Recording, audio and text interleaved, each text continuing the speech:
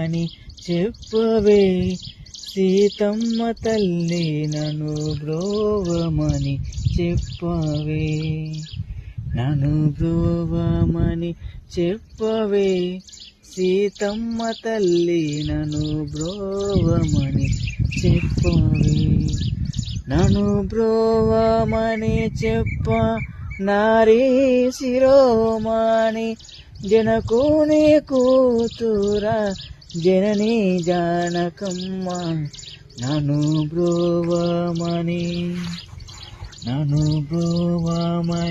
చెప్పవే సీతమ్మ తల్లి నన్ను బ్రోవమని చెప్పవే.